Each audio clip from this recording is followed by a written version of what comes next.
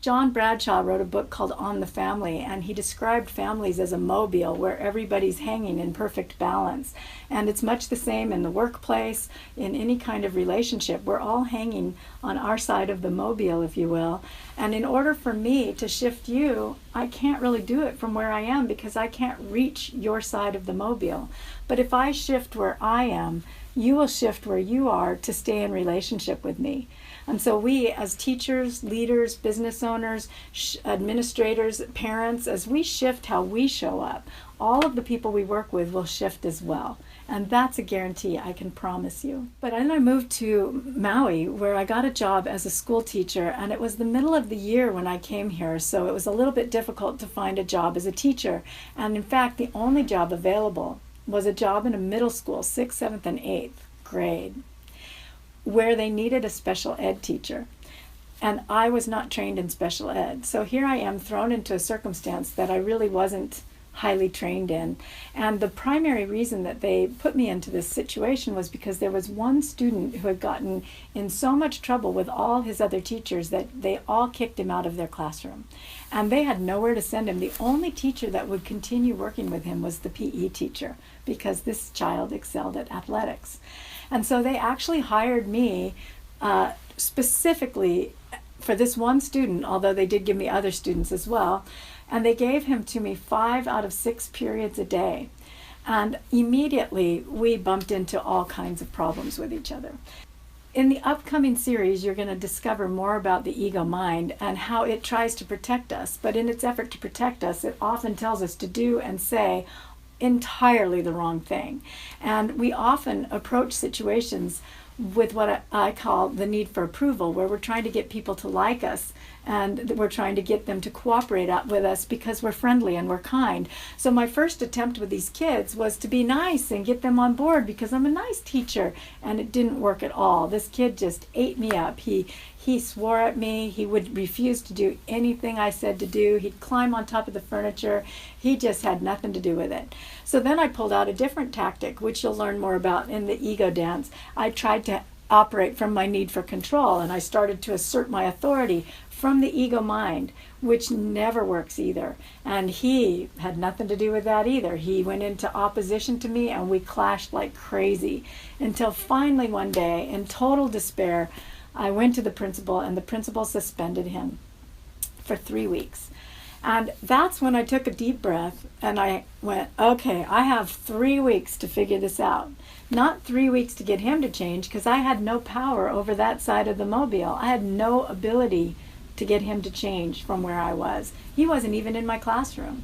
So I had to really ask myself, what can I do differently when this student comes back to achieve success? So I took a deep breath. I really went within. I consulted with some friends and experts and tried to figure out what the right thing to do was. And then I realized that I was actually holding the student in a box of misbehavior by the way I was behaving. And that if we stood any chance at all, I needed to learn how to achieve self-mastery over what I did and what I said and how I said it. And where I said it from, so that I wasn't speaking from my ego mind, but more from my heart and my authenticity and my spirit, with the hopes of engaging him in rising to meet me there. And so what I realized was that when he came into my class, he came in late. And if I said anything teacher-ease like, oh, well, look who's here, or you're late, you're going to get detention, you need to spend that time at PE, or at recess, or any of those things that we might say as a teacher, he immediately went into rebellion, and then we went into a bad scene. What I realized then at the end of class, when the bell rang, he would run around with all his friends in the passing period, which was about 3 or 5 minutes, and then when the bell rang to be back in class, he wouldn't be there, but he would saunter in a little bit late. And again, if I said anything teacher-like or controlling or disapproving, we went right back into the same box we were in before. So recognizing that, I realized that I really needed to practice the 6 essential life skills, which you'll be exposed to in one of the upcoming sessions, where I really needed to remember who I was and what I was trying to create with this child, which was a successful year, where he learned and where I learned, where we grew together and figured this thing out.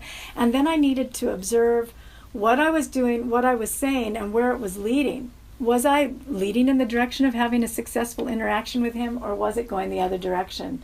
And when I was heading this way, or when what we were doing was not working, I really needed to take a deep breath, reconnect with who I really am, reconnect with what I was trying to create, bring myself back into the present moment, and find words, thoughts, actions, behaviors that were more likely to engage him in working with me, which required shifting me. It required changing the way I showed up.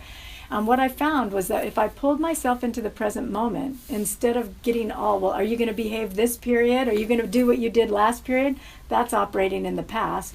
Or if I project my fear, you need to get this done by the end of the period, or went into the future, he would wig out, and so would I. So I had to just bring myself into the present. And when he came back into my classroom late, instead of saying the teacher things that I might normally say, I just say, hey, welcome back, how's your day going? And decided that I had to choose where my battles were. And if I brought myself into the present moment and spoke honoringly of him, he rose to meet me there. And we had at least a 50-50 chance of turning the dynamic around. And what I found is we actually did make it through the end of the year without him ever having to be suspended again.